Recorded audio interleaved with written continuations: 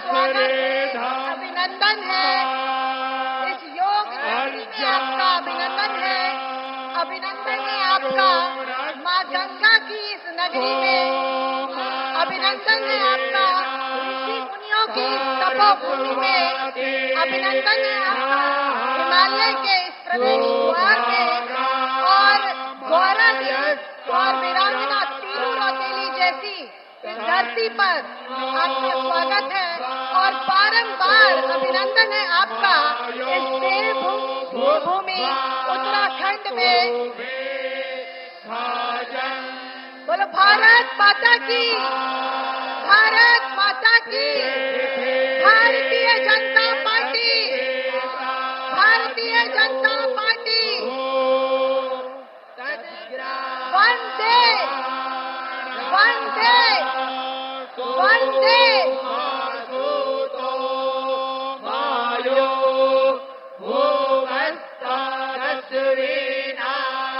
मोदी जी का इस योग नगरी में स्वागत है।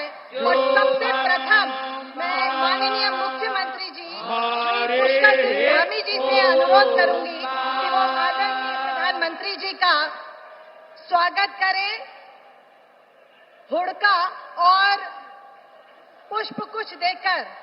हुड़का जो उत्तराखंड के कार्यक्रम द्वारा बनाया गया है, हमारा वाद्य यंत्र है, सांस्कृतिक प्रतीक है उत्तराखंड का। बहुत से प्राचीन समय से हमारे अनुष्ठानों में इसे बजाया जाता है। ऐसा हुड़का प्रधानमंत्री जी को पेश करें।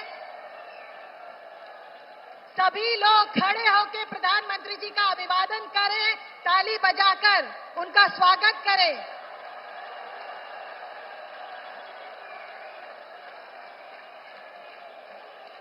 मैं अनुरोध करूंगी हमारी मातृशक्ति से,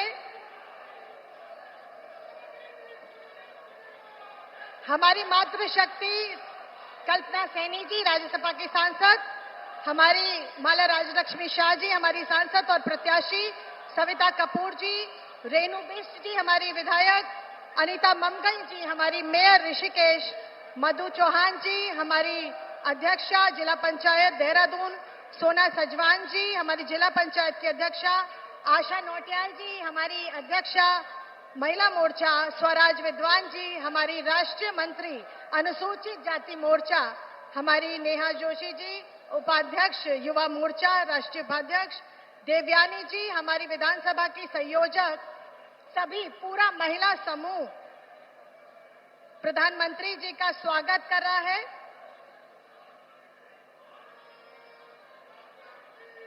शक्ति स्वरूपा मनसा देवी जी का चित्र देकर और चुनरी उड़ाकर हमारी बहनों ने प्रधानमंत्री जी का स्वागत किया। आपका बहुत बहुत धन्यवाद। इस श्रृंखला में मैं आमंत्रित करती हूं हमारी सांसद टिहरी लोकसभा की आदरणीय श्रीमती राजलक्ष्मी शाह जी से कि वो प्रधानमंत्री जी का स्वागत प्रतीक चिन्ह देकर भेज करके करें। मैं आमंत्रित करती हूं गढ़वाल लोकसभा क्षेत्र से प्रत्याशी अनिल बलूनी जी से कि वो इगास का एक चित्र देकर, जो यहाँ का लोक पर्व है उत्तराखंड का, उसको देकर प्रधानमंत्री जी का अभिनंदन करें। मैं अनुरोध करूंगी हमारे प्रत्याशी हरिद्वार और पूर्व मुख्यमंत्री आदरणीय त्रिवेंद्र सिंह रावत जी से कि वो मां गंगा का प्रतीक चिन्ह देकर प्रधानमंत्री जी का स्वागत अभिवादन करें।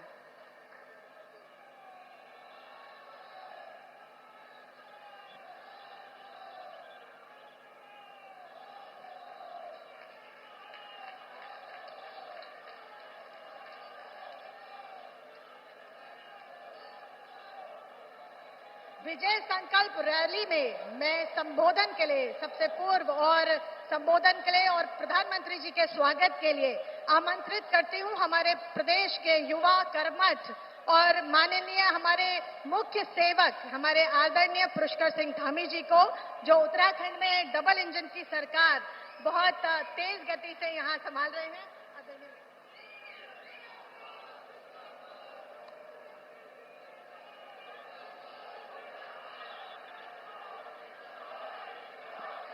भारत माता की, भारत माता की, गंगा मैया की, गंगा मैया की स्वागत है भाई, स्वागत है, स्वागत है भाई, स्वागत है। विजय संकल्प रैली में, जिसमें पूरे उत्तराखंड और विशेषकर 3 लोकसभा क्षेत्र हमारे हरिद्वार, पौड़ी और टिहरी गढ़वाल से आए हुए इस महाजन समुद्र में हम सबके बीच में आज जिनको सुनने के लिए, जिनसे मिलने के लिए हम सब इतनी बड़ी संख्या में आए हैं, मंच पर आसीन विश्व के सर्वाधिक लोकप्रिय नेता, हमारे देश के यशस्वी प्रधानमंत्री आदरणीय नरेंद्र मोदी जी, मंच पर आसीन पूर्व मुख्यमंत्री आदरणीय रमेश पोखरियाल निशंक जी, पूर्व मुख्यमंत्री आदरणीय विजय बहुगुणा जी, पूर्व मुख्यमंत्री आदरणीय तीरथ सिंह रावत जी और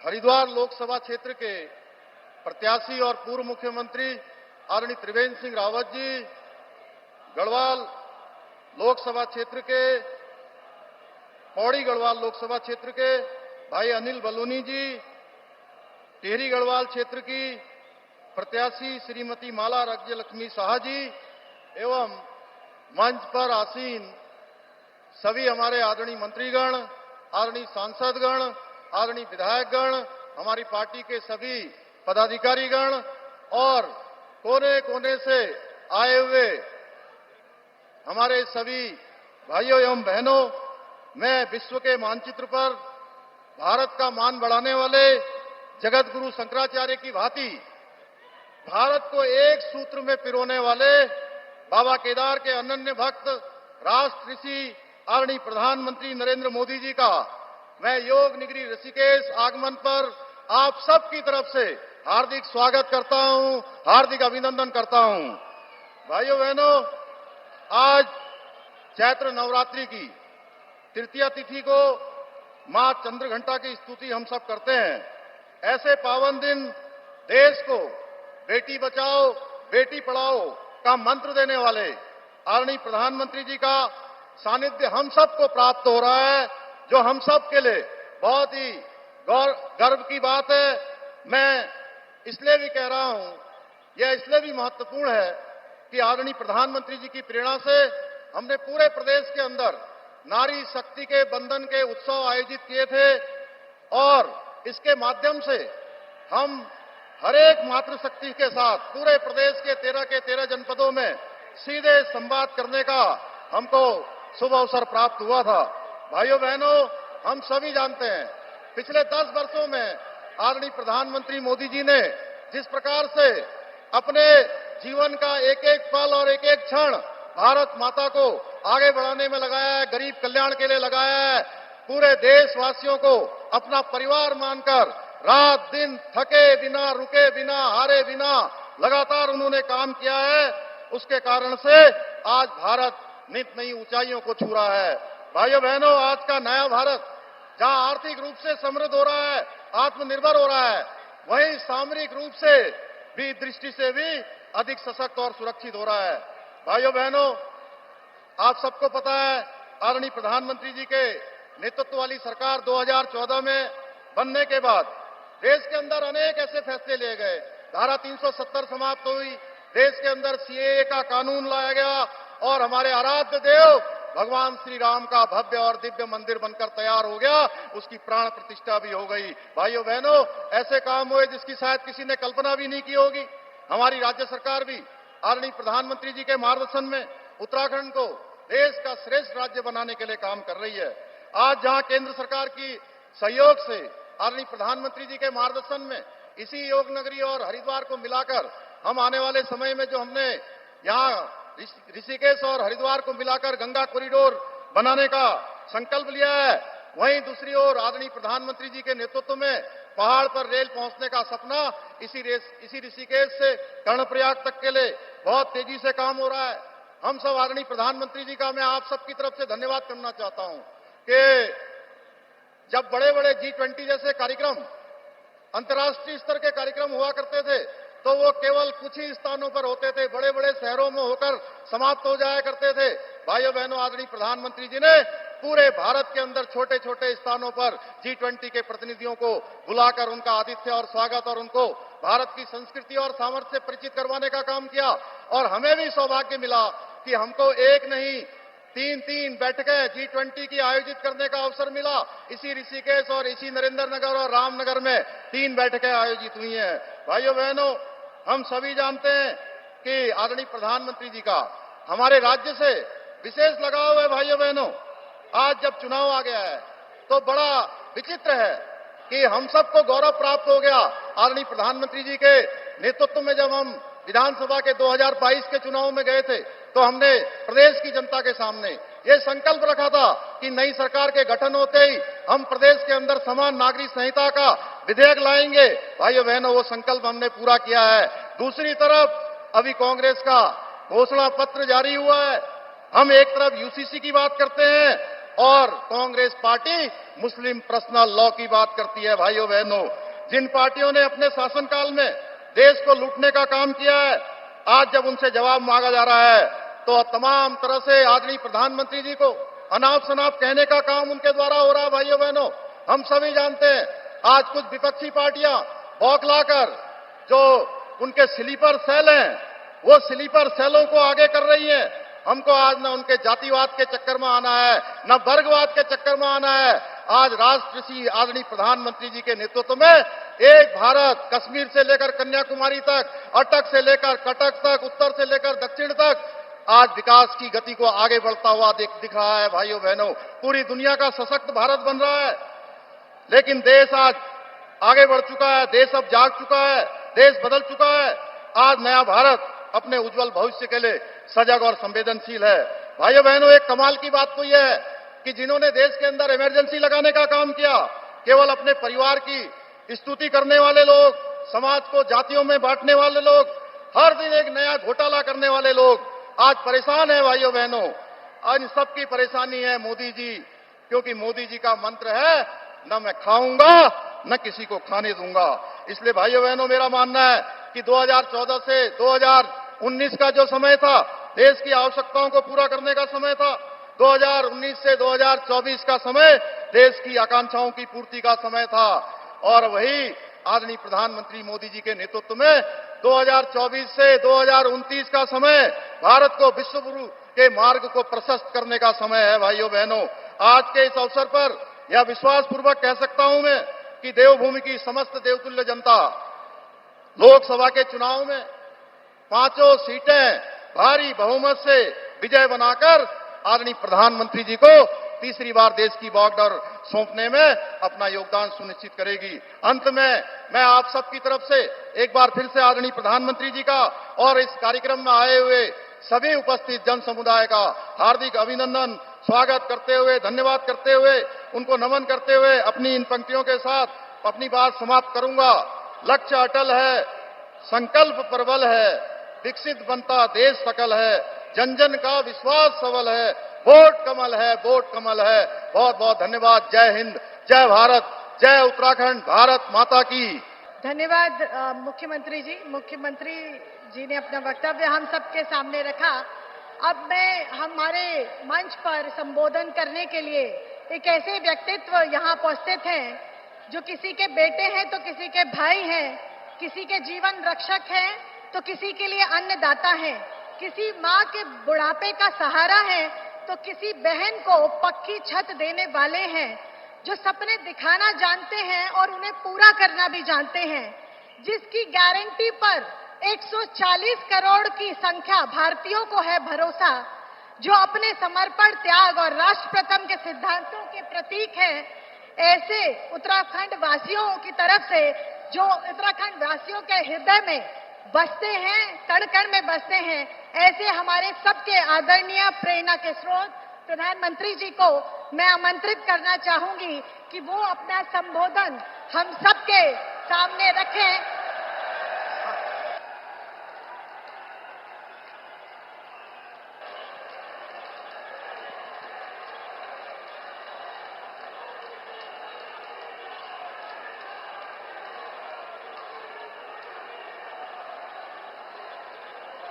भारत माता की। भारत माता की। भारत माता की। सभी दाना सयाणु दीदी, भोली चाचा, बड़ियों तय मेरू प्रणाम। मां गंगा के सानिध्य में बसे 4 धाम के द्वार ऋषिकेश में इतनी विशाल संख्या और इतने बड़े उत्साह उमंग के साथ आप हम सबको आशीर्वाद देने आए हैं। मैं आपका बहुत बहुत आभारी हूं।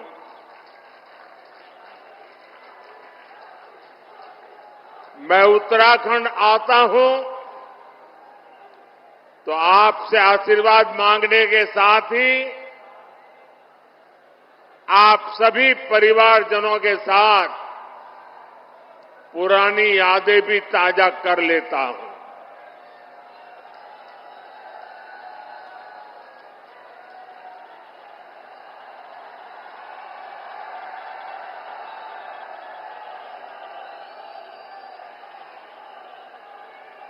कल मैं भारत के दक्षिणी छोर पर सागर तट पर बसे तमिलनाडु में था और वहां भी लोग कह रहे हैं फिर एक बार, फिर एक बार, फिर एक बार। आज हिमालय की गोद में बाबा केदार और बद्री विशाल के चरणों में हूं तो यहां भी वही गूंज है। फिर एक बार, फिर एक बार। हमारे यहां उत्तराखंड में ये तो देवभूमि है, देवताओं का आह्वान करने की परंपरा है और हुड़का का नाद देवताओं का आह्वान करने में ऊर्जा देता है। आज मुझे भी जनता जनार्दन जो देवता रूपी है उनका आह्वान करने के लिए हुड़का का नाद बजाने का सौभाग्य मिला। साथियों, एक गुंज इसलिए है क्योंकि देश के लोगों ने पूर्ण बहुमत वाली स्थिर सरकार का काम देखा है। आज देश में ऐसी सरकार है जिसने बीते 10 वर्ष में भारत को पहले के मुकाबले कई गुना मजबूत कर दिया है। मेरी बात से आप सहमत हैं? सहमत हैं? पूरी तरह सहमत हैं? जब जब देश में कमजोर और अस्थिर सरकार रही है तब तब दुश्मनों ने फायदा उठाया है। जब भारत में कमजोर और अस्थिर सरकारें थी तब भारत में आतंकवाद ने पैर पसारे।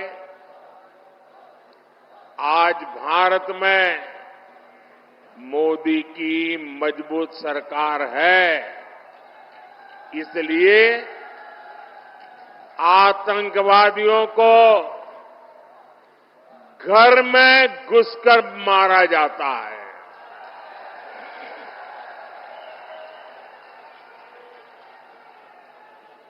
आज भारत में मजबूत सरकार है, इसलिए भारत का तिरंगा युद्ध क्षेत्र में भी सुरक्षा की गारंटी बन जाता है। ये भाजपा की मजबूत सरकार ही है जिसने 7 दशक बाद जम्मू कश्मीर से आर्टिकल 370 खत्म करने का साहस किया। ये भाजपा की मजबूत सरकार ही है जिसने 3 तलाक के खिलाफ कानून बनाया। ये भाजपा की मजबूत सरकार है जिसने महिलाओं को लोकसभा विधानसभा में आरक्षण दिया। ये भाजपा की मजबूत सरकार ही है जिसने सामान्य वर्ग के गरीबों को भी 10% आरक्षण दिया। साथियों, कांग्रेस की सरकार होती तो 1 रैंक 1 पेंशन कभी भी लागू नहीं होता। मोदी ने ये गारंटी दी थी और इसे पूरा करके दिखाया। ये कांग्रेस थी जो कहती थी कि 1 रैंक 1 पेंशन लागू करके हम पूर्व सैनिकों को 500 करोड़ रुपए देंगे। ये मोदी है जिसने 1 रैंक 1 पेंशन लागू करके पूर्व सैनिकों को 1 लाख करोड़ रुपए से ज्यादा उनके बैंक खाते में पहुंचा दिए हैं।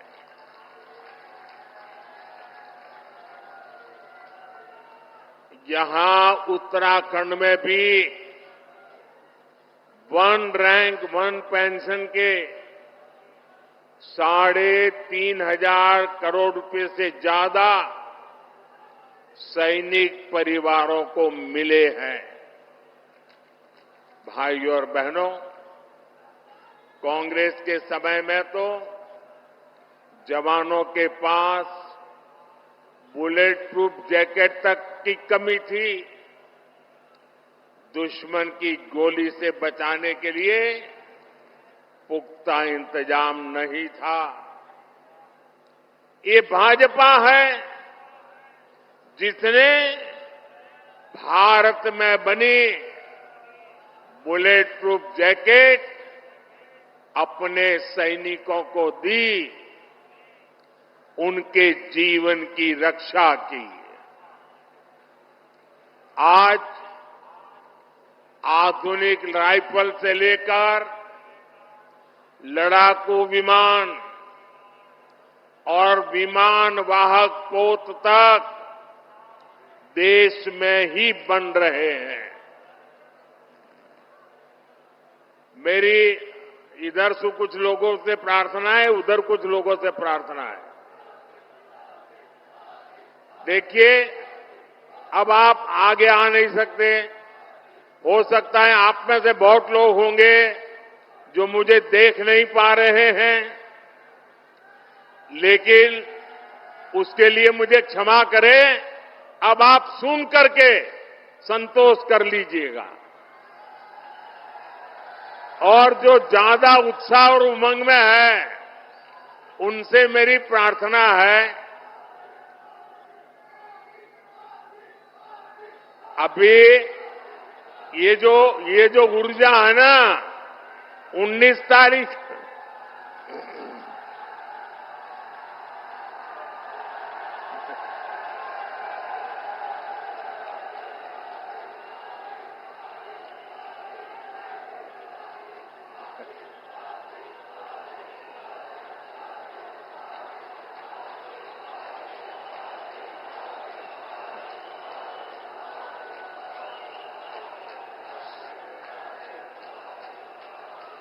साथियों, ये जो ऊर्जा है ना, वो 19 तारीख तक हमें काम में लगाए रखनी है। सारी ऊर्जा आज बस खर्च कर दीजिए। आपका ये प्यार, आपका ये उत्साह मेरे सर आंखों पर है।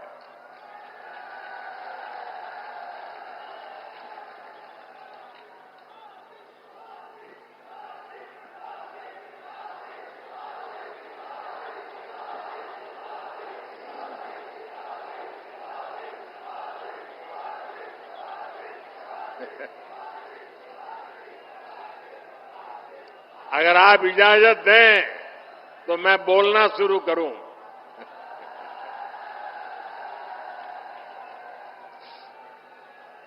देखिए, उत्तराखंड वालों के लिए मैं आपका खुद का घर का हूं जी।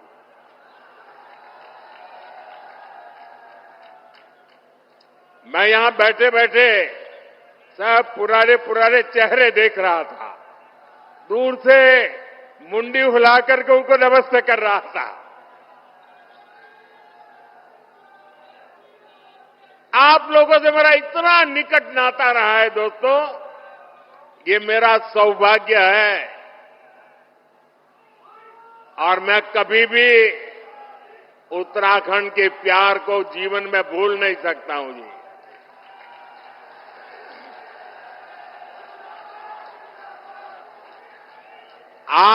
आप अगर मुझे अनुमति दे तो मैं बोलना शुरू करूं,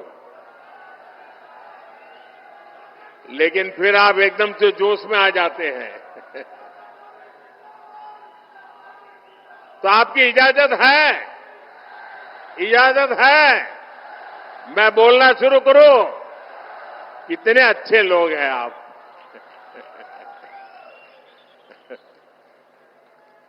देखिए साथियों, कांग्रेस की कमजोर सरकार सीमाओं पर आधुनिक इंफ्रास्ट्रक्चर नहीं बना पाई। आज देखिए, पूरी सीमा पर आधुनिक सड़कें बन रही हैं, आधुनिक सुरंगें बन रही हैं। साथियों, कुछ साल पहले बाबा केदार के दर्शन के बाद मेरे मुंह से अचानक ही निकला था कि ये दशक उत्तराखंड का दशक है।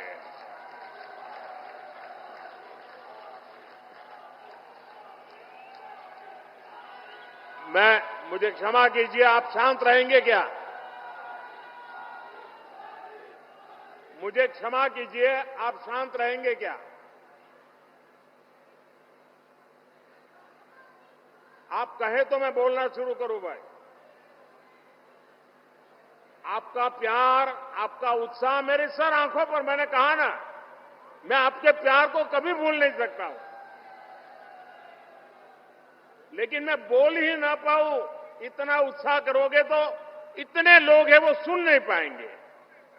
मुझे चिंता सबकी है, आपकी भी है। धन्यवाद भैया। हमारी सरकार उत्तराखंड के सामर्थ्य का लगातार विस्तार करने में जुटी है और इसमें बहुत बड़ी भूमिका पर्यटन की है, यात्रा की है, यात्रा धामों की है। ऋषिकेश तो आसपास के कई राज्यों के लिए, वहां के लोगों के लिए पर्यटन का सबसे महत्वपूर्ण केंद्र है। और एक जमाना था जब योग की पूरी दुनिया में धूम नहीं थी, तब भी दुनिया के कई देश के लोग जिज्ञासु के नाते योग के लिए ये हमारे ऋषिकेश आया करते थे। मुझे याद है, बहुत पुरानी घटना है, मैं एक बार यूएसए गया था। अब मुझे वो इतना इंटीरियर इलाके में मैं गया था कि मुझे कोई वेजिटेरियन खाना में तलाश रहा था। अब मुझे कहीं अता पता ही नहीं मिल रहा था इतने में एक छोटी सी दुकान में एक अमेरिकन नागरिक छोटी दुकान लेके बैठा हुआ था, लेकिन उसके गले में 3-4 रुद्राक्ष की मालाएं थी। तो मैं उसके पास चला गया, तो उसने भी नमस्ते करके मुझे मेरा स्वागत किया।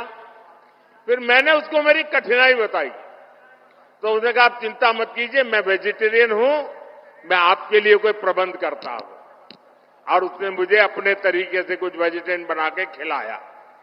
और उस समय मेरी उससे बातें हुई कि आपने सब कहां से सीखा है ये माला वाला? तो बोले मैं बहुत सालों से ऋषिकेश जाता आता रहता हूं, बस उसी के कारण मेरी जिंदगी में ये बदलाव आया है। ये ताकत है इस भूमि की, ये सामर्थ्य है इस भूमि का। भाइयों बहनों, पर्यटन के क्षेत्र में कोई ऐसा एडवेंचर टूरिज्म हो तो हमारा उत्तराखंड है। राफ्टिंग करना हो युवाओं को यहां है, कैंपिंग करना हो दिलचस्पी अगर उसमें है तो यहां पर है, या फिर आध्यात्म और योग में रुचि रखने वाले व्यक्ति हो, ऋषिकेश आकर हर कोई आनंद से भर जाता है। भाजपा सरकार उत्तराखंड के पर्यटन को बढ़ावा देकर रोजगार के नए अवसर तैयार कर रही है। इसके लिए हमारा फोकस इस बात पर है कि देश के किसी भी हिस्से से पर्यटकों के लिए उत्तराखंड के कोने कोने तक पहुंचना आसान होना चाहिए। इसलिए हम देवभूमि में रोडवेज, रेलवेज, एयरवेज की लगातार सुविधा बढ़ाते जा रहे हैं।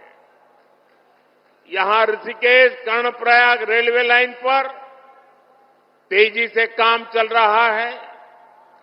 दिल्ली से देहरादून की दूरी भी सिमट रही है। उत्तराखंड के जिन सीमावर्ती गांवों को कांग्रेस अंतिम गांव कहती थी, भाजपा उन्हें देश का पहला गांव मानकर विकास कर रही है। आपने देखा होगा मानस खंड के तीर्थ स्थानों जैसे आदि कैलाश, ओम पर्वत दर्शन के लिए हेलीकॉप्टर सेवाएं शुरू हो गई है।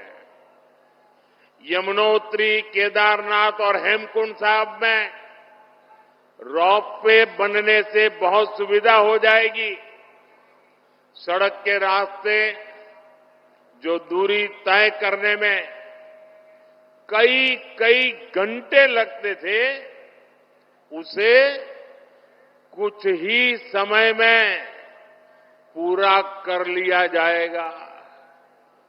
4 धाम परियोजना के तहत केदारनाथ, बद्रीनाथ, गंगोत्री और यमुनोत्री को लगभग 900 किलोमीटर लंबे हाईवे से जोड़ा जा रहा है। इन सब प्रयासों से श्रद्धालुओं को उत्तराखंड पहुंचने में काफी आसानी हो जाएगी। ये इसलिए हो रहा क्योंकि भाजपा की नीयत सही है, और जब नीयत सही होती है तो नतीजे भी सही मिलते हैं। साथियों, 2027 तक केदारनाथ में एक साल के भीतर करीब 5 लाख श्रद्धालुओं को पहुंचने का रिकॉर्ड था। पिछले वर्ष करीब 20 लाख यात्री केदारनाथ के दर्शन के लिए आए। अगर पूरी 4 धाम यात्रा की बात करें तो पिछले वर्ष 55 लाख से ज्यादा श्रद्धालुओं ने उत्तराखंड की यात्रा की। पिछले वर्ष ही मैंने मानस खंड में आदि कैलाश और ओम पर्वत की यात्रा की थी।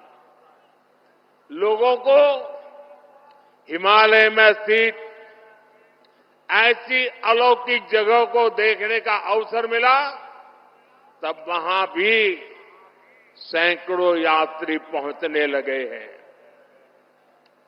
पर्यटन का ये विस्तार सिर्फ एक सेक्टर का विस्तार नहीं है। पर्यटन बढ़ने का मतलब है रोजगार के ज्यादा से ज्यादा अवसर। साथियों, उत्तराखंड में हो रहे इस विकास ने अब पलायन की खबरों को बीते दिन की बात बता दिया है। अब उत्तराखंड के स्टार्टअप की खबरें आती हैं। उत्तराखंड के नौजवानों ने 1000 से अधिक स्टार्टअप रजिस्टर किए हैं। इसमें भी लगभग आधे यानी करीब 500 स्टार्टअप्स उत्तराखंड में हमारी बेटियां उसका नेतृत्व कर रही है। गर्व होता है इन बातों से। मुद्रा योजना से लाखों नौजवानों को बिना गारंटी के ऋण मिले हैं। ये पैसा टूरिज्म से जुड़े हुए काम जैसे होम स्टे, गेस्ट हाउस, दुकान, ढाबा, बहुत बड़ी मात्रा में इसे बनाने में ये धन काम आ रहा है। जब कांग्रेस की सरकार थी तो गरीब का, नौजवान का पैसा बिचौलिए खा जाते थे। भाजपा सरकार लोगों के हक का पैसा सीधे उनके बैंक खाते में ट्रांसफर कर रहा है। उत्तराखंड के किसानों को पीएम किसान सम्मान निधि का 2600 करोड़ रुपए से अधिक उनके खाते में जमा हो चुके हैं। कांग्रेस की सरकार होती तो ये सब कुछ लूट जाता। ये लूट मोदी ने बंद की है और इसलिए मोदी पर उनका गुस्सा 7वें आसमान पर है।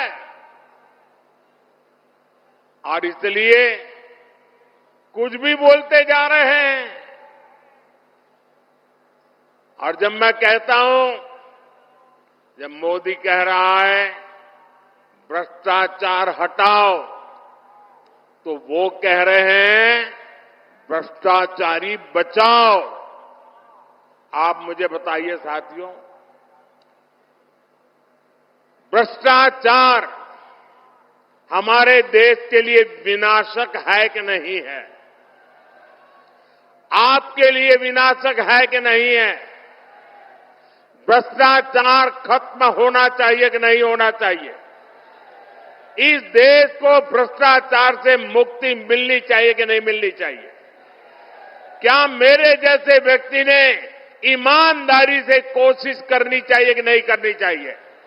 इसलिए कितनी ही मुसीबतें झेलनी पड़ी, आपके आशीर्वाद बने रहेंगे ना? आपके आशीर्वाद बने रहेंगे ना? ये आपके आशीर्वाद है कि मैं इतनी बड़ी लड़ाई लड़ रहा हूं।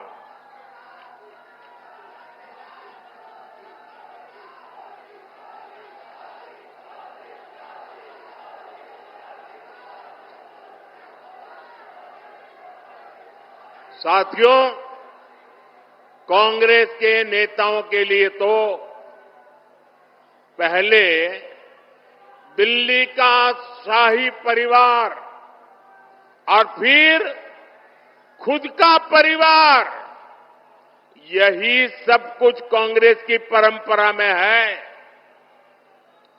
लेकिन मोदी के लिए तो आप सभी, मेरा भारत ही मेरा परिवार है। भाइयों बहनों, मेरी जिंदगी के महत्वपूर्ण कालखंड मैंने इस देवभूमि में बिताया है। मैंने खुद देखा है, गढ़वाल हो या कुमाऊं, माताओं बहनों का पूरा समय लकड़ी, पानी और पशुओं के चारे के इंतजाम में ही खप जाता था। अपनी बहनों की इन्हीं समस्याओं को देखते हुए हमने घर घर सस्ता सिलेंडर पहुंचाया। जल जीवन मिशन के तहत भी उत्तराखंड में बहुत काम हुआ है। 2019 तक उत्तराखंड में 10 में से 9 परिवार के पास ही 100 में से 9 परिवार के पास ही ये पानी की स्थिति थी। यानी एक प्रकार से 10 में से 1 के पास सुविधा थी। आज स्थिति बदल गई है। आज उत्तराखंड में 10 में से 9 परिवारों के घर में नल से जल आता है। आपको जब राशन के लिए, दवा के लिए भी चिंता की जरूरत नहीं रही। आने वाले 5 साल तक मुफ्त राशन मिलता रहेगा। अस्पताल में मुफ्त इलाज मिलता रहेगा। यहां उत्तराखंड को एम्स की सुविधा मिली है। गांव-गांव अच्छे अस्पताल, आयुष्मान आरोग्य मंदिर बन रहे हैं।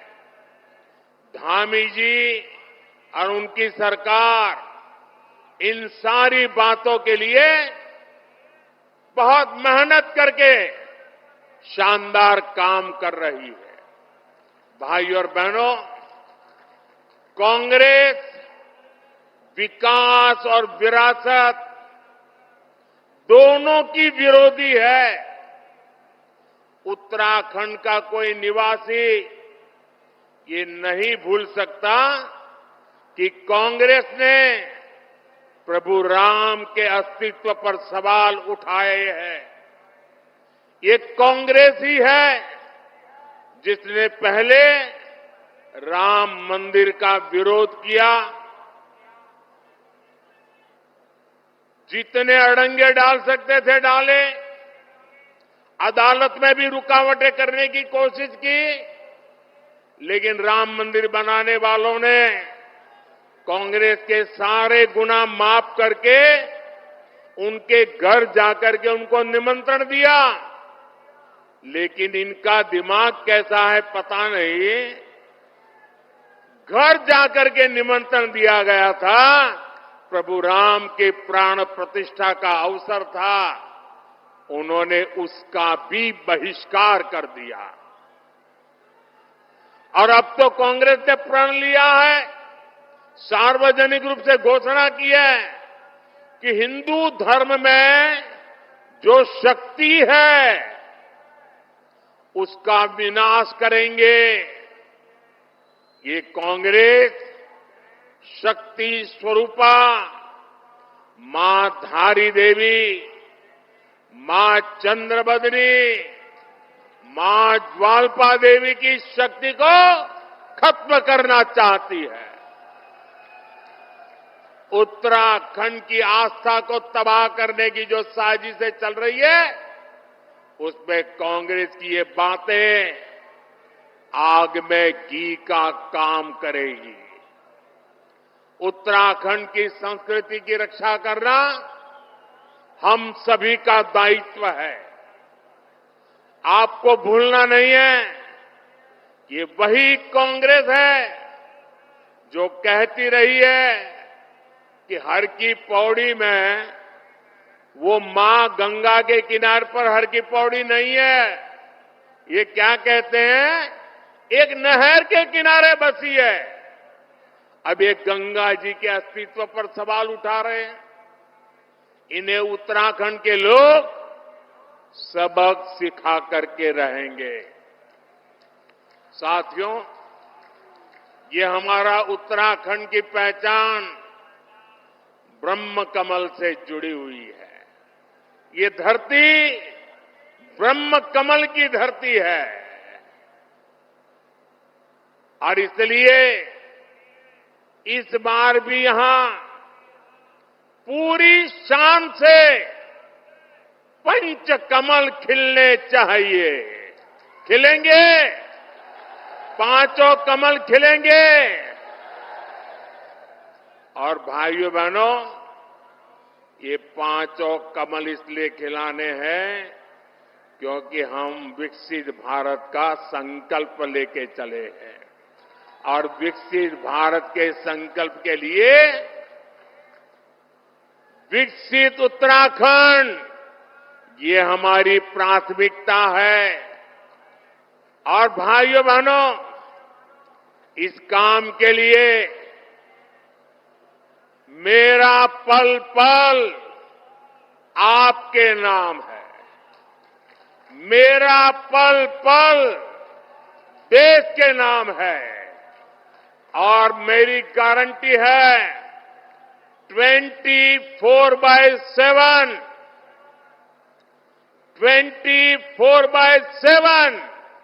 फॉर 2047, ये मोदी का आपको गारंटी है।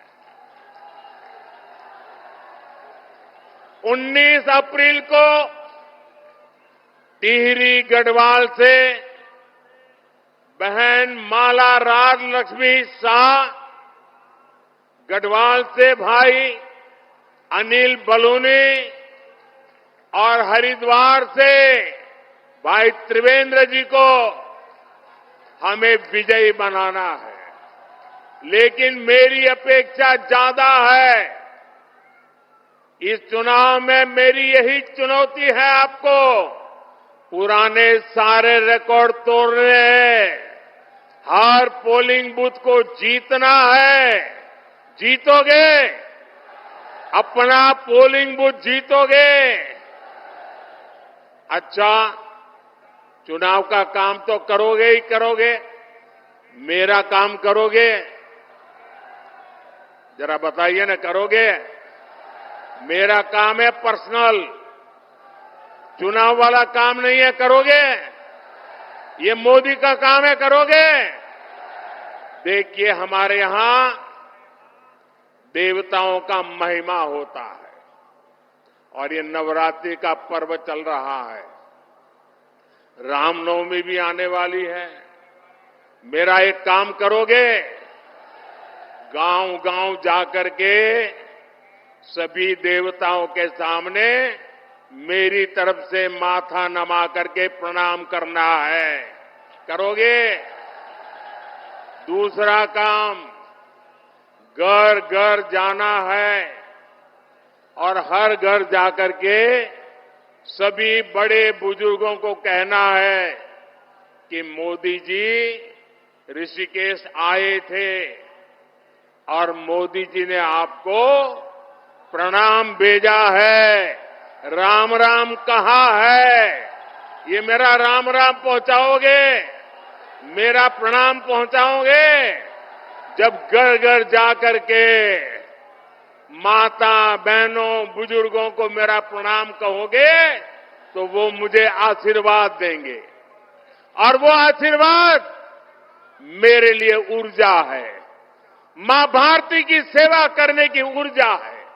वो आशीर्वाद आपके लिए जीने की, आपके लिए जूझने की, आपके लिए जीवन खपाने की बहुत बड़ी प्रेरणा है। और इसलिए घर घर जाकर जरूर बताइए मोदी ऋषिकेश आए थे और आपको राम राम कहा है। कहोगे? कहोगे? अपने मोबाइल की फ्लैश लाइट चालू करके इस बात को आप जरा अनुमोदन दीजिए। हर एक के मोबाइल की फ्लैश लाइट चालू कीजिए, हर किसी के मोबाइल की फ्लैश लाइट चालू कीजिए, हर किसी के मोबाइल की फ्लैश लाइट चालू कीजिए। आप सब घर घर जाएंगे, मेरा राम राम पहुंचाएंगे। 19 तारीख को गर्मी कितनी क्यों न मतदान कराएंगे, हर बूथ को जीतेंगे। मेरे साथ बोलिए भारत माता की, भारत माता की, भारत माता की। बहुत बहुत धन्यवाद।